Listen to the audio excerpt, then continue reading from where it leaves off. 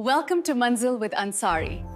We're going to explore this timeline together, starting right here at the beginning.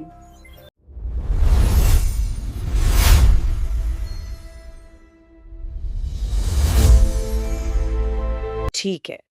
तो आज के इस deep dive में हम एक ऐसी चीज पर बात करने वाले हैं जो सच में किसी जादू से कम नहीं है। बिल्कुल, और ये एक ऐसी ताकत है जिसे हम रोजमर्रा की जिंदगी में बहुत हल्के में लेते हैं। हाँ बिल्कुल, मतलब जब हम किसी अदृश्य ताकत के बारे में सोचते हैं ना, तो सबसे पहले दिमाग में गुरुत्वाकर्षण या ग्रेविटी आती है। हाँ, ग्रेविटी सबसे आम उदाहरण है। राइट, जैसे आपके हाथ से कोई सेब छूटा और वो सीधे जमीन पर गिरा। सीधा सा हिसाब है, सबको दिखता है।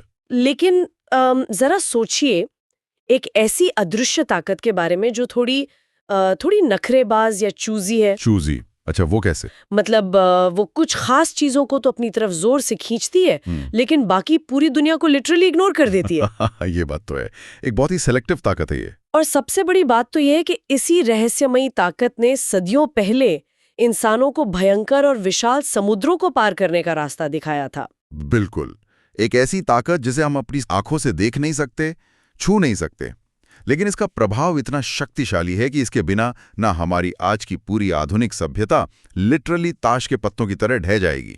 बाप रे! तो आज हम इसी जादुई दुनिया के हर पहलू को खोलकर समझने वाले हैं। हम जो हमारे पास नोट्स हैं उनके आधार पर चुंबकत्व और विद्युत चुंबकत्व यानी मैग्नेटिज्म और इलेक्ट्रोमैग्नेटिज्म की गहराई में उतरेंगे। और हमारा लक्ष्य आज सिर्फ कुछ वैज्ञानिक नियमों या थ्योरीज को रटना नहीं है। बिल्कुल नहीं, हम तो ये समझना चाहते हैं कि कैसे प्रकृति में मिले एक साधारण से अजीबोगरीब पत्थर ने दुनिया का नक्शा ही बदल दिया। और कैसे उसी पत्थर के पीछे का जो विज्ञान है वो आज हमारे स्मार्टफोन की बैटरी से लेकर पूरी दुनिया के विशाल पावर ग्रिड्स को चला रहा है। तो इस सफर की शुरुआत कहाँ से होती है? इस सफर की शुरुआत होती है बहुत ही जमीनी और प्राकृतिक तरीके से। प्राचीन काल में इंसानों को प्रकृति में कुछ ऐसे पत्थर मिले जिनमें एक अजीबोगरीब गुण था। अजीबोगरीब मतलब क्या वो चमकते थे या कुछ? नहीं, चमकते नहीं थे। ये पत्थर लोहे के टुकड़ों को ना अपने और खींच लेते थे। अरे वाह! हाँ, उस समय के लोगों के लिए सोचिए, ये किसी जादू से कम नहीं था। इन प्राकृतिक पत्थरों को नाम दिया गया लोडस्टोन। लोडस्टोन मतलब इंसान के लिए प्रकृति का पहला चुंबक था, राइट? बिल्कुल सही। लेकिन ये सिर्फ एक जादू का तमाशा बनकर नहीं रह गया। इसने मानव इतिहास की एक बहुत बड़ी व्यावहारिक समस्या का समाधान कर दिया। और वो समस्या थी रास्ता भटक जाना। हाँ, नेविगेशन की समस्या। जरा उस दौर की कल्पना कीजिए जब नाविक, जैसे वो जो केरल के तटों से मसालों से भरे बड़े बड़े जहाज लेकर निकलते थे ना, वो ऐतिहासिक व्यापारिक मार्ग। हाँ, उनके पास नेविगेशन के लिए मतलब रास्ता खोजने के लिए केवल रात का आसमान और तारे ही हुआ करते थे, जिसे हम खगोलीय नेविगेशन कहते हैं। सही बात है। जब तक आसमान साफ है, तारे दिख रहे हैं, तब तक तो सब बहुत बढ़िया, आराम से दिशा पता चल रही है। लेकिन मुसीबत तब शुरू होती थी जब मौसम बिगड़ता था। बिल्कुल। मान लीजिए अब बीच समुद्र में है, भयानक तूफान आ गया है और आसमान में हफ्तों तक घने काले बादल छाए हुए, तारे दिखना बिल्कुल बंद हो गए हैं। वो तो उस समय के नाविकों के लिए मौत का सीधा आमंत्रण होता होगा। क्योंकि समुद्र में तो हर दिशा एक जैसी ही दिखती है ना। एग्जैक्टली, चारों तरफ सिर्फ पानी। उस भयानक अंधेरे और तूफान में इस लोडस्टोन ने ना एक जीवन रक्षक का काम किया। वो कैसे? किसी ने ये नोटिस किया कि अगर इस लोडस्टोन के एक टुकड़े को एक धागे से स्वतंत्र रूप से हवा में लटका दिया जाए तो वो हमेशा घूमकर एक ही दिशा में आके रुकता है। उत्तर और दक्षिण दिशा? राइट। बिल्कुल, उत्तर और दक्षिण। और तूफानों और अंधेरे आसमान से बचने के लिए नाविकों ने इसी पत्थर का उपयोग करके अपना पहला मैग्नेटिक कंपास बना लिया। क्या बात है! मतलब इस एक छोटे से उपकरण ने खगोलीय नेविगेशन को पूरी तरह से चुंबकीय नेविगेशन में बदल दिया। हाँ, और दुनिया की खोज के नए रास्ते खुल गए, क्योंकि अब नाविक बादलों या कोहरे की परवाह किए बिना समुद्र में उतर सकते थे। उन्हें तारों की जरूरत नहीं थी। ये तो सच में एक बहुत बड़ी क्रांति थी। लेकिन जहां तक मैं समझ रही हूँ, इन प्राकृतिक चुंबकों या लोडस्टोन की अपनी कुछ सीमाएं भी तो होंगी ना? हाँ, बिल्कुल थी। सबसे बड़ी समस्या तो ये थी कि ये आकार में बहुत अजीब और अनियमित होते थे। मतलब कोई गोल है, कोई टेढ़ा मेढ़ा सा है। और शायद इनकी चुंबकीय ताकत भी उतनी नहीं होती होगी। बिल्कुल सही कहा आपने, इनकी ताकत काफी कमजोर होती थी। तो जब इंसानों ने इसके महत्व को समझा ना, तो उन्होंने लोहे और स्टील का इस्तेमाल करके खुद के कृत्रिम चुंबक यानी आर्टिफिशियल मैग्नेट्स बनाने शुरू कर दिए। जो आज हम देखते हैं। हाँ, ये कृत्रिम चुंबक प्राकृतिक पत्थरों की तुलना में बहुत ज्यादा शक्तिशाली होते हैं और सबसे अच्छी बात यह है कि इन्हें किसी भी उपयोग के हिसाब से विशिष्ट आकारों में ढाला जा सकता है। जैसे वो बार मैग्नेट होता है। आयताकार सा, हाँ, बार मैग्नेट, या फिर वो यू आकार का जिसे हम हॉर्सशू मैग्नेट कहते हैं, घोड़े की नाल जैसा। इसके अलावा रिंग मैग्नेट या फिर बेलनाकार चुंबक। राइट। लेकिन चुंबक का आकार चाहे जो भी हो, चाहे वो गोल हो या चपटा, उसका एक मूल गुण कभी नहीं बदलता। वो कौन सा? वो आयरन फाइलिंग्स वाला टेस्ट। अगर हम आयरन फाइलिंग्स यानी लोहे के बुरादे का परीक्षण देखें ना, तो ये बात बहुत साफ हो जाती है। हाँ, वो स्कूल वाला एक्सपेरिमेंट। बिल्कुल। अगर आप एक बार मैग्नेट के ऊपर एक कागज रखें और उस पर बारीक लोहे का बुरादा छिड़कें, तो वो बुरादा पूरे चुंबक पर एक समान नहीं चिपकता। बिल्कुल नहीं। वो सारा का सारा बुरादा भागकर चुंबक के दोनों किनारों पर जाकर गुच्छे बना लेता है, जबकि बीच के हिस्से में लगभग कुछ भी नहीं चिपकता। और वो किनारे जहाँ चुंबकीय बल सबसे ज्यादा केंद्रित होता है, जहाँ बुरादा चिपकता है, उन्हीं को हम विज्ञान की भाषा में ध्रुव या पोल्स कहते हैं। नॉर्थ पोल और साउथ पोल। बिल्कुल। चुंबक की पूरी ताकत का स्रोत असल में यही दो किनारे होते हैं। मैं इसे ना रूल ऑफ पेयर्स या द्विध्रुवीय नियम के नजरिए से देखती हूँ। अच्छा, वो कैसे? मतलब ये एक सिक्के को इस तरह से काटने की कोशिश करने जैसा है कि आपको केवल हेड्स मिले और टेल्स पूरी तरह गायब हो जाएं। अरे हाँ, ये तो असंभव है। एग्जैक्टली, असंभव है। अगर आप एक चुंबक को बीच से हथौड़े से तोड़ देते हैं ना, तो ऐसा कभी नहीं होता कि आपके बाएं हाथ में सिर्फ नॉर्थ पोल आ जाए और दाएं हाथ में सिर्फ साउथ पोल। हाँ, ये एक बहुत बड़ी गलतफहमी है लोगों में। बल्कि जो होता है वो वाकई किसी जादू जैसा है। उन टूटे हुए सिरों पर उसी पल नए ध्रुव बन जाते हैं। तो अब आपके पास दो छोटे लेकिन पूरे के पूरे चुंबक हैं, जिनमें अपने नॉर्थ और साउथ पोल हैं। ये एनालॉजी बहुत अच्छी है। विज्ञान में से ऐसे समझाते हैं कि आप एक चुंबक को 1000 सूक्ष्म टुकड़ों में भी तोड़ देना, यहाँ तक कि उसे परमाणुओं के स्तर पर भी ले जाएं, तब भी हर टुकड़े में एक नॉर्थ और एक साउथ पोल मौजूद रहेगा। मतलब सिंगल पोल जैसी कोई चीज होती ही नहीं है। नहीं, बिल्कुल नहीं। विज्ञान में मोनोपोल यानी एकल ध्रुव का कोई अस्तित्व ही नहीं है। और इसके पीछे का कारण क्या है? इसके पीछे का कारण चुंबक की आंतरिक संरचना है। देखिए, एक चुंबकीय पदार्थ के अंदर लाखों छोटे छोटे डोमेन होते हैं। डोमेन, ये क्या होता है? डोमेन मतलब बहुत ही सूक्ष्म इलाके या ग्रुप्स जो खुद में एक पूर्ण सूक्ष्म चुंबक की तरह व्यवहार करते हैं। जब आप एक बड़े चुंबक को तोड़ते हैं, तो आप बस उन छोटे चुंबकों की कतार को बीच से अलग कर रहे होते हैं। ओह अच्छा, तो वो डोमेन्स तो पहले से ही पूरे चुंबक है। बिल्कुल। इसलिए हर टुकड़ा हमेशा एक पूरा चुंबक ही रहता है। तो चूंकि हर चुंबक में हमेशा उत्तर दक्षिण ध्रुव होते हैं, इसलिए दिशा खोजने में इसका इतना बड़ा हाथ है।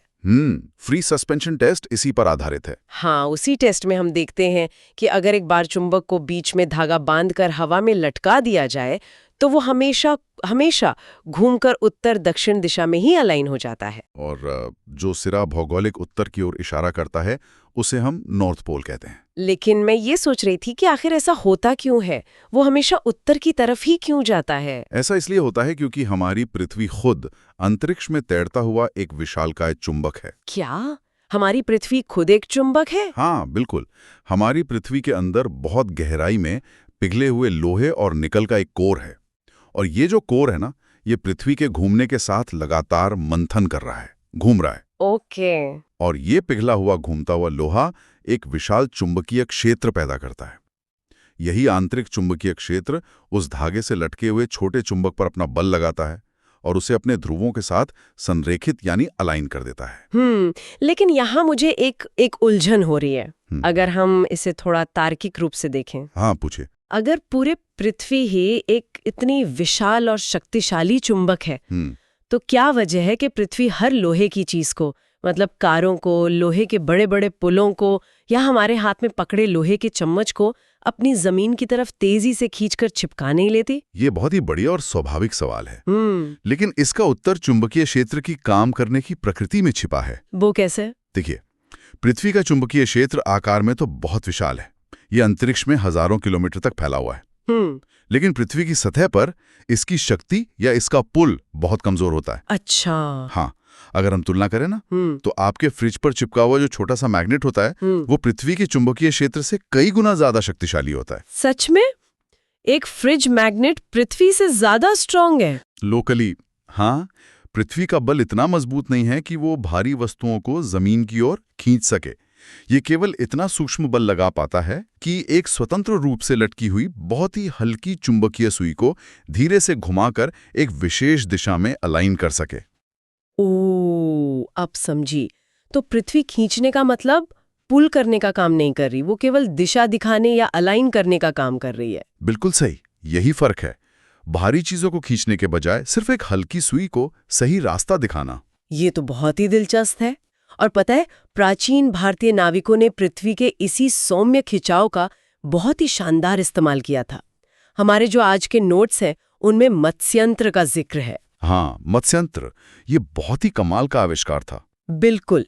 आधुनिक कंपास के आने से बहुत पहले ही भारतीय नाविकों ने एक चुंबकीय लोहे को मछली का आकार दिया और उसे तेल से भरे एक बर्तन में छोड़ दिया। और पता है, तेल का उपयोग करना यहाँ बहुत ही चतुर वैज्ञानिक सोच थी। तेल क्यों? पानी क्यों नहीं इस्तेमाल किया? क्योंकि तेल की वजह से उस लोहे की मछली को घूमने के लिए एक फ्रिक्शनलेस यानी घर्षण रहित माध्यम मिल गया। तेल पानी से गाढ़ा होता है तो सुई बिना हिले डुले स्मूथली घूम सकती थी। वाओ! वो मछली तेल पर आसानी से तैरते हुए स्वतंत्र रूप से उत्तर दक्षिण दिशा में अलाइन हो जाती थी। और आज के जो मॉडर्न ड्राई कंपास है ना, उनमें भी ठीक यही सिद्धांत काम करता है। बस सुई किसी तरल पदार्थ में तैरने के बजाय एक नुकीली धुरी या पिवट पर बिना घर्षण के घूमती है। पृथ्वी के इस प्रभाव को समझने के बाद अब बात करते हैं कि इंसान खुद चुंबक कैसे बना सकता है। ये एक बहुत ही मजेदार प्रक्रिया है। हाँ, लेकिन सबसे पहले तो ये पहचानना जरूरी है कि कौन सी चीजें चुंबकीय होती हैं। मतलब हम हर चीज को तो चुंबक नहीं बना सकते ना? बिल्कुल नहीं। लोहा, निकल और कोबाल्ट जैसे पदार्थ चुंबकीय हैं। मतलब ये चुंबक की ओर आकर्षित होते हैं और इन्हें चुंबक बनाया जा सकता है। अक्सर हैरान करती है वो ये है कि तांबा यानी कॉपर, एल्यूमिनियम, सोना और चांदी जैसी धातुएं भी अचुंबकीय होती हैं। लोग अक्सर इसमें कंफ्यूज हो जाते हैं। हाँ, हम अक्सर ये मान लेते हैं कि अगर कोई चीज धातु है, मेटल है, तो चुंबक उस पर पक्का चिपक ही जाएगा। लेकिन विज्ञान ऐसे काम नहीं करता। सिर्फ धातु होना काफी नहीं है। किसी पदार्थ के चुंबकीय होने के लिए ना, उसके आंतरिक परमाणु संरचना में एक खास तरह का अलाइनमेंट होना जरूरी है। वो डोमेन्स वाला अलाइनमेंट जो आपने पहले बताया था। एग्जैक्टली। लोहे के अंदर जो सूक्ष्म डोमेन या छोटे छोटे चुंबकीय क्षेत्र होते हैं, उन्हें एक दिशा में मोड़ा जा सकता है। लेकिन सोने, चांदी या तांबे के परमाणुओं की संरचना ऐसी होती है कि वे चुंबक के प्रभाव में आकर भी एक दिशा में संरेखित नहीं होते। तो इसलिए वे चुंबक की ओर आकर्षित भी नहीं होते। बिल्कुल। तो अब मान लीजिए आपके पास लोहे की एक साधारण सुई है और आप उसे चुंबक बनाना चाहती हैं, तो आप कैसे करेंगी? मैं सिमिरल टच मेथड का इस्तेमाल करूंगी। ये मैंने पढ़ा है। हाँ, जरा समझाइए इसे।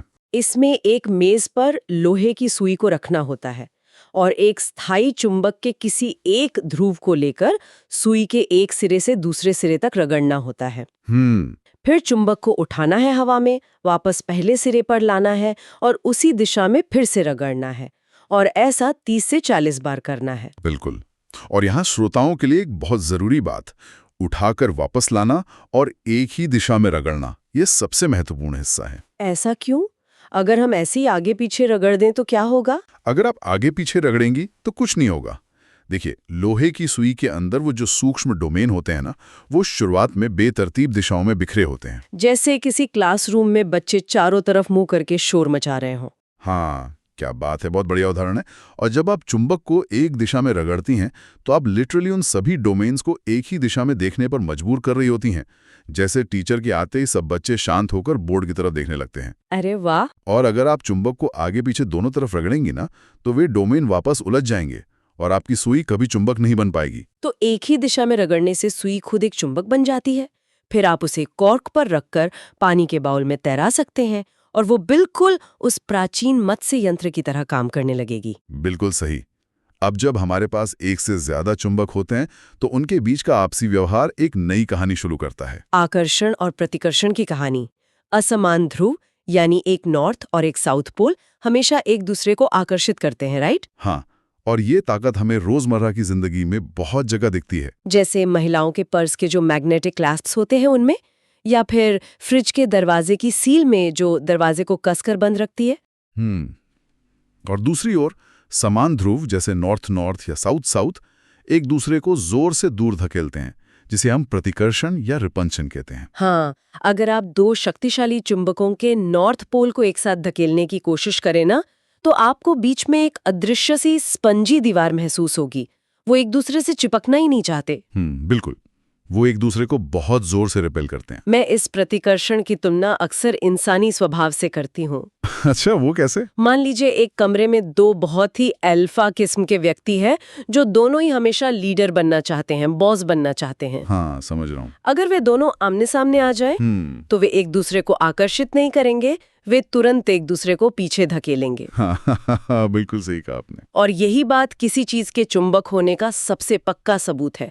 अगर आपको ये पता लगाना है कि कोई लोहे का टुकड़ा साधारण लोहा है या वो सच में एक चुंबक है, तो आकर्षण यानी अट्रैक्शन आपको धोखा दे सकता है। बिल्कुल धोखा दे सकता है, क्योंकि एक चुंबक साधारण लोहे को भी अपनी ओर खींचता है और दूसरे चुंबक के विपरीत ध्रुव को भी। तो आप अट्रैक्शन पक्का नहीं कह सकते। एग्जैक्टली। तो असली टेस्ट प्रतिकर्षण ही है। हाँ, प्रतिकर्षण ही एकमात्र पक्का टेस्ट है, जिसे हम sure test for a magnet कहते हैं। अगर आपके पास कोई अज्ञात चुंबक है जिसपे नॉर्थ या साउथ नहीं लिखा है, तो आप किसी ज्ञात चुंबक का नॉर्थ पोल उसके पास ले जाएं। अगर वे एक दूसरे को धकेलते हैं, तो समझ जाइए कि अज्ञात चुंबक का वो सिरा भी नॉर्थ पोल है। और ये जो चुंबकीय बल है ना, ये कोई मामूली बल नहीं है। मतलब ये लकड़ी, कांच, कागज और यहाँ तक कि पानी के आर पार भी काम कर सकता है। बिल्कुल, इसीलिए तो हम कंपास को कांच के कवर में सुरक्षित रख पाते हैं, क्योंकि कांच उस चुंबकीय क्षेत्र को नहीं रोकता। और इसीलिए हम अपने फ्रिज पर मोटे कागज या बच्चों की ड्राइंग्स को एक छोटे से मैग्नेट से चिपका पाते हैं। बल कागज की उस अदृश्य दीवार को बहुत आसानी से पार कर लेता है। लेकिन यहाँ एक कैच है। जो बल कांच और पानी जैसी बाधाओं को आसानी से पार कर सकता है ना, उसे अजय या अमर मान लेना आसान है। लेकिन इन स्थायी चुंबकों की अपनी बहुत बड़ी कमजोरियां भी होती हैं। कमजोरियां? कैसी कमजोरियां? चुंबक को मारा भी जा सकता है। मेरा मतलब है उसकी शक्ति को खत्म किया जा सकता है। ओह हाँ, एक चुंबक के 3 सबसे बड़े दुश्मन होते हैं। उसे बहुत ज्यादा गर्म करना, ऊंचाई से जमीन पर बार बार गिराना और हथौड़े से बेतरतीब पीटना। और इसके पीछे बहुत ही सीधा सा भौतिक विज्ञान है। हमने बात की थी ना कि चुंबकत्व तब पैदा होता है जब अंदर के सूक्ष्म डोमेन्स एक ही दिशा में अनुशासन में खड़े हों। वो टीचर और बच्चों वाली बात। हाँ, तो जब आप चुंबक को आग में गर्म करते हैं या जमीन पर पटकते हैं या हथौड़े से पीटते हैं, तो आप उन कणों को बहुत अधिक काइनेटिक एनर्जी यानी गतिज ऊर्जा दे रहे हैं। तो उससे क्या होता है? उस अचानक मिली ऊर्जा से कणों के अंदर हिंसक कंपन होता है, वाइब्रेशन होता है, और वे अपना वो जो अनुशासन था ना, उसे खोकर वापस बेतरतीब दिशाओं में बिखर जाते हैं। ओह नो, तो वो डोमेन्स वापस से शोर मचाने वाले बच्चे बन जाते हैं? बिल्कुल, और आपका शक्तिशाली चुंबक अपनी सारी शक्ति खो देता है और वापस एक साधारण लोहे का टुकड़ा बन जाता है, जिसे डीमैग्नेटाइजेशन कहते हैं। इसीलिए चुंबकों को सुरक्षित रखना सच में एक कला है। उन्हें हमेशा जोड़ों में रखा जाना चाहिए, विपरीत ध्रुवों को एक साथ रखकर। हाँ, और उनके सिरों पर लोहे के छोटे टुकड़े लगाए जाते हैं, जिन्हें हम सॉफ्ट आयरन कीपर कहते हैं। ये कीपर क्या करते हैं? ये कीपर ना चुंबकीय क्षेत्र को बाहर भटकने से रोकते हैं। वे एक बंद लूप बना देते हैं, जिससे चुंबक की शक्ति सालों साल सुरक्षित रहती है। स्थायी चुंबकों की इसी कमजोरी ने कि वो समय के साथ कमजोर हो सकते हैं, और सबसे बड़ी बात कि हम अपनी मर्जी से उनकी ताकत को कंट्रोल नहीं कर सकते, इसी चीज ने वैज्ञानिकों को कुछ नया सोचने पर मजबूर किया। और यहीं से जन्म होता है विज्ञान के सबसे बड़े चमत्कारों में से एक, इलेक्ट्रोमैग्नेटिज्म यानी विद्युत चुंबकत्व। हैंस क्रिश्चियन ऑर्स्टेड का वो मशहूर प्रयोग इसका आधार है, राइट? बिल्कुल। ऑर्स्टेड ने देखा कि जब एक तांबे के तार से यानी एक कंडक्टर से इलेक्ट्रिक करंट गुजरता है, तो उसके पास रखे हुए कंपास की सुई अचानक तेजी से विक्षेपित होने लगती है, हिलने लगती है। और जैसे ही उन्होंने स्विच बंद किया, सुई वापस शांत हो गई। इससे ये साबित हो गया कि बहती हुई बिजली अपने चारों ओर एक अदृश्य चुंबकीय क्षेत्र पैदा करती है। और ये सच में एक बहुत ही क्रांतिकारी खोज थी। अगर ये खोज ना हुई होती ना, तो आज ना तो हमारे पास इंटरनेट होता, ना इलेक्ट्रिक कारें होती, ना पंखे होते, और ना ही हमारे घरों तक बिजली पहुंचाने वाले बड़े बड़े पावर ग्रिड होते। मतलब ये तो पूरी दुनिया का आधार बन गया। इसी सिद्धांत का उपयोग करके हमने इलेक्ट्रोमैग्नेट बनाना सीखा। हाँ, और इससे बनाना बहुत आसान है। एक खोखले ट्यूब पर तांबे के तार को लपेटकर एक कॉइल बनाई जाती है। लेकिन मैंने पढ़ा है कि सिर्फ कॉइल से बनने वाला चुंबक काफी कमजोर होता है। बिल्कुल। उसे शक्तिशाली बनाने के लिए उस कॉइल के ठीक बीच में लोहे की एक मोटी कील या रॉड डाल दी जाती है, जिससे हम कोर कहते हैं। और जब इस तार को बैटरी से जोड़ा जाता है तो बहती हुई बिजली उस लोहे के कोर को एक बेहद शक्तिशाली चुंबक में बदल देती है। एग्जैक्टली। और एक स्थायी चुंबक की तुलना में इसका सबसे बड़ा फायदा पता है क्या है? क्या? कंट्रोल, यानी कंट्रोल। एक इलेक्ट्रोमैग्नेट को आप केवल एक स्विच दबाकर अपनी उंगलियों के इशारे पर तुरंत ऑन या ऑफ कर सकते हैं। वाओ, जैसे वो भारी क्रेनें होती हैं जो कबाड़खानों में कचरे के ढेरों से टनों भारी लोहे की गाड़ियां उठाती हैं, वो इसी पर तो काम करती है ना? बिल्कुल सही उदाहरण है। जब क्रेन ऑपरेटर को लोहा उठाना होता है तो वो बस करंट चालू करता है, एक शक्तिशाली चुंबकीय बल पैदा होता है और भारी लोहा चिपक जाता है। और जब उसे उस लोहे को दूसरी जगह गिराना होता है तो वो बस स्विच बंद कर देता है, चुंबकत्व उसी पल गायब हो जाता है और लोहा नीचे गिर जाता है। जरा सोचिए, अगर क्रेन में स्थायी चुंबक लगा होता तो क्या होता? हाँ, वो लोहे को उठा तो लेता, लेकिन फिर उसे छोड़ने के लिए क्रेन ऑपरेटर को लिटरली क्या करना पड़ता? वो तो चिपक ही जाता हमेशा के लिए। बिल्कुल। ये जो नियंत्रण है ना, यही हमारी आधुनिक तकनीक की रीढ़ है। और मजेदार बात यह है कि बिजली सिर्फ चुंबकत्व ही पैदा नहीं करती, इसके तर्कश में और भी कई तीर हैं। जैसे कि विद्युत का तापीय प्रभाव, यानी हीटिंग इफेक्ट। हाँ, जब बिजली किसी तार से गुजरती है तो इलेक्ट्रॉन्स को आगे बढ़ने के लिए उस धातु के परमाणुओं से लड़ना पड़ता है। मतलब एक तरह का फ्रिक्शन होता है। हाँ, और इस लड़ाई या घर्षण के कारण बहुत ज्यादा गर्मी पैदा होती है। हमारे नोट्स में नाइक्रोम तार का एक बहुत ही बेहतरीन उदाहरण दिया गया है। नाइक्रोम बिजली का अच्छा सुचालक नहीं है, वो बहुत भारी प्रतिरोध करता है और जब इससे करंट गुजरता है तो ये तेजी से लाल होकर भयानक रूप से गर्म हो जाता है। इसमें दो चीजें बहुत मायने रखती हैं, एक तो तार जितना पतला होगा और दूसरा करंट जितनी देर तक बहेगा गर्मी उतनी ही ज्यादा पैदा होगी।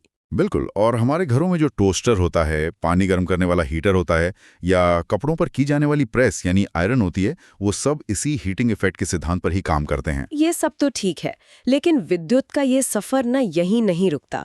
जिस तरह बिजली से चुंबक और गर्मी पैदा की जा सकती है, उसी तरह रसायनों से बिजली भी पैदा की जा सकती है। हाँ, वोल्टेक सेल इसका एक बुनियादी रूप है। हम इसे घर पर एक लेमन बैटरी के रूप में बहुत आसानी से देख सकते हैं। एक साधारण नींबू से बैटरी, ये सुनने में किसी जादू के करतब जैसा लगता है। लेकिन ये शुद्ध रसायन विज्ञान है, केमिस्ट्री है। आपको बस एक नींबू चाहिए, एक तांबे का तार जो पॉजिटिव इलेक्ट्रोड का काम करेगा और एक लोहे की कील जो नेगेटिव इलेक्ट्रोड होगी। यहाँ ये ध्यान रखना जरूरी है ना कि दोनों धातुएं अलग अलग होनी चाहिए। बहुत जरूरी है, अलग धातुएं ही काम करेंगी। नींबू के अंदर मौजूद खट्टा एसिडिक रस एक इलेक्ट्रोलाइट का काम करता है। तो जब इन दोनों धातुओं को हम नींबू में डालते हैं तो क्या होता है? तो उनके बीच एक रासायनिक प्रक्रिया होती है जो लोहे की कील से इलेक्ट्रॉनों को तांबे के तार की तरफ धकेलने लगती है। और इलेक्ट्रॉनों का ये प्रवाह ही तो बिजली है। अगर हम इन तारों को एक छोटे एलईडी बल्ब से जोड़ दें तो वो जल उठेगा। बिल्कुल जल उठेगा। हाँ, मैंने अभी एक चीज रियलाइज की। हमने अपनी कहानी की शुरुआत एक प्राकृतिक पत्थर यानी लोडस्टोन से की थी, जिसे प्रकृति ने हमें उपहार में दिया था। सही कह रही हैं। और आज के समय में हम इंसानों ने अपने स्वयं के रासायनिक पत्थर बना लिए हैं, जिन्हें हम बैटरी कहते हैं। दीवार घड़ियों में इस्तेमाल होने वाले साधारण ड्राई सेल से लेकर हमारे फोन और इलेक्ट्रिक कारों की बड़ी बड़ी बैटरी तक, हमने ऊर्जा को अपनी जेब में रखना सीख लिया है। ये हमारी वैज्ञानिक प्रगति का चरम है। लेकिन इस असीमित शक्ति के साथ ना एक बहुत बड़ी और गंभीर जिम्मेदारी भी आती है। ई कचरे का संकट, ई वेस्ट। हाँ, जब हमारी घड़ी का सेल या फोन की बैटरी मर जाती है या काम करना बंद कर देती है तो हम क्या करते हैं? हम उसे बेकार समझकर साधारण कूड़ेदान में फेंक देते हैं। और यहीं पर हम सबसे बड़ी गलती करते हैं, क्योंकि उस मृत दिख रही बैटरी के अंदर लेड, कैडमियम, निकल जैसी भारी धातुएं और खतरनाक सल्फ्यूरिक एसिड जैसे बेहद जहरीले पदार्थ भरे होते हैं। बहुत जहरीले। जब हम इन बैटरियों और इलेक्ट्रॉनिक गैजेट्स को साधारण कचरे के साथ फेंक देते हैं तो बारिश के पानी के साथ ये जहरीले रसायन रिस कर हमारी मिट्टी में मिल जाते हैं। और वे धीरे धीरे रिसते हुए जमीन के नीचे मौजूद पानी के हमारे साफ स्रोतों को जहरीला कर देते हैं। इसके अलावा जो कचरे के पहाड़ होते हैं, लैंडफिल्स होते हैं, उनमें दबी भी डैमेज्ड बैटरियों में भयानक आग लगने का भी बहुत बड़ा खतरा होता है। और वो आग ऐसी होती है जिसे बुझाना लगभग नामुमकिन होता है। विज्ञान केवल नए आविष्कार करने या प्रकृति की ताकतों को कंट्रोल करने के बारे में नहीं है, ये उन आविष्कारों के सुरक्षित और जिम्मेदार उपयोग के बारे में भी है। बिल्कुल, हम ज्ञान के इस सफर में बहुत आगे निकल आए हैं, लेकिन हमें ये भी समझना होगा कि हमारे हर तकनीकी कदम का इस ग्रह के पर्यावरण पर क्या प्रभाव पड़ रहा है। पर्यावरण को बचाना भी हमारी ही जिम्मेदारी है। तो इसी विचार के साथ हमारी आज की ये गहन चर्चा अपने अंतिम पड़ाव पर पहुंचती है। हमने आकर्षण और प्रतिकर्षण के उन बुनियादी नियमों से शुरुआत की थी जिन्होंने सदियों पहले भटके हुए नाविकों को तूफानों से बचाकर घर पहुंचाया था। और आज हम ई कचरे के रिसाइकलिंग और पर्यावरण संरक्षण के इतने जटिल मुद्दे तक पहुंच गए हैं। ये पूरा सफर हमें प्रकृति की ताकतों और हमारी अपनी बनाई गई तकनीक के बीच संतुलन रखना सिखाता है। हाँ, क्योंकि ये संतुलन ही हमारे भविष्य की चाबी है। खैर, इस चर्चा को समाप्त करने से पहले मैं आप सभी श्रोताओं के दिमाग में एक तस्वीर और एक विचार छोड़ना चाहती हूँ। बताइए। देखिए, हमारी पृथ्वी का जो प्राकृतिक चुंबकीय क्षेत्र है ना, वो विशाल और अदृश्य ढाल, वो हमें अंतरिक्ष के खतरनाक विकिरणों और जानलेवा सौर तूफानों से लगातार बचाता है। वो प्रकृति की दी हुई एक सुरक्षा है। बिल्कुल। अगर आज की क्लास हेल्पफुल लगी हो तो वीडियो को लाइक जरूर करें और चैनल को सब्सक्राइब करना बिल्कुल ना भूलें। मिलते हैं नेक्स्ट क्लास में।